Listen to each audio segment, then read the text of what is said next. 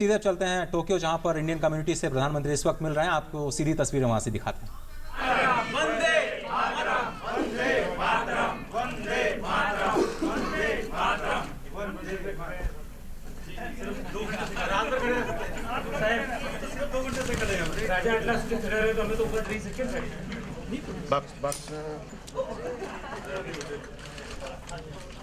Prime Minister Narendra Modi meeting members of the Indian community in Tokyo, Japan. He left for Tokyo this morning and he's on a 3-day visit to Japan, an important bilateral meet that is likely to lead to the signing of the civil nuclear deal with Japan. And we are bringing you the live visuals from Tokyo. Members of Indian community very happy to be in company with Prime Minister Narendra Modi.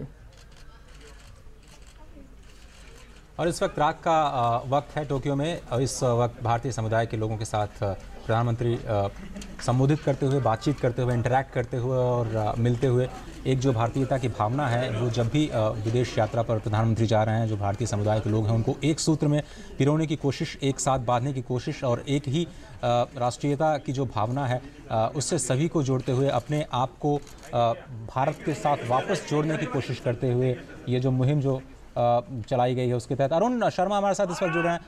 Arun, ये एक बार फिर से हम भारत माता की जय और इस जो ये संवेदन है, एक तरह से जो एकीकरण है भारतीय समुदाय में, ये देखने को मिल रहा है। कोई खास बात वहाँ पर इस वक्त जो इंटरेक्शन कर रहे हैं प्रधानमंत्री?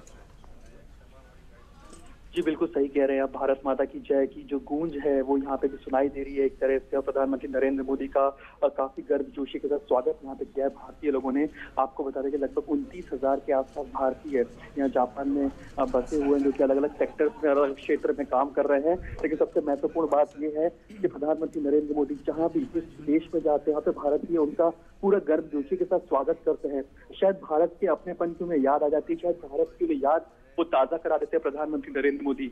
यहाँ पर भी जब प्रधानमंत्री नरेंद्र मोदी यहाँ पहुंचे हैं तो सबसे पहली बात जो है भारतीय में छाई हुई है कि जिस तरह से काले धन को लगाम लगाने की दिशा के अंदर जो कारगर कदम प्रधानमंत्री नरेंद्र मोदी ने उठाए हैं उसकी सराहना हर जगह हो रही है। यहाँ पे जो भारतीयों से मेरी बात हुई है उन्होंने यही कहा कि जिस तरह से प्रधानमंत्री नरेंद्र मोदी ने काले धन को लगाम लगाने के लिए जो कड़ा कदम उठाया है भारत के अंदर, इस तरह के कड़े कदम की जरूरत थी, इस तरह की लीडरशिप की जरूरत थी जो अभी तक मिसिंग थी, जो कि प्रधानमंत्री नरेंद्र मोदी के तौर पर देखने को मिली है। तो जाहिर सी बात है प्रधानमंत्री नरेंद्र मोदी जिस तरह से यहाँ पहुंचे हैं तो जापान में रह रहे जो भारतीय समुदाय है उन्होंने उसका गर्मजोशी के साथ स्वागत किया है। और जाहिर सी बात है कि कल वो एक तरह से जो द्विपक्षीय वार्ता उनकी होगी यहाँ पे जापानीज लीडरशिप के साथ में। लेकिन जो महत्वपूर्ण बात है, जो इंटरेक्शन होगा, जो कम्युनिटी रिसेप्शन है, जब वो भारतीय समुदाय को संबोधित करेंगे वो परसों होगा, जो इंडियन कम्युनिटी के साथ संबोधित करेंगे। Right, Arun, also this is Prime Minister Modi's second visit to Tokyo, to Japan. Give us an overall mood of the people in Japan, of the people from Japan and the Indian community that is there. How are the two countries coming together and how is it sealed? This bond is sealed with Prime Minister's second visit to the country. This is indeed the second visit of Prime Minister Narendra Modi. Last time when Prime Minister Narendra Modi visited Japan in 2014, at that time also it was the same kind of grand welcome by the Indians to Prime Minister Narendra Modi. Now the focus will also be on increasing the people-to-people ties, because at this moment when we talk about people-to-people tie, when we talk about connectivity, so that is something which will be on the Prime Minister Narendra Modi's agenda, because language is something which is a problem as far as India-Japanese relations are concerned. So there is a need to increase people-to-people connectivity, language barrier, and also a focus on other aspects so that people can come closer to each other. That's the one aspect.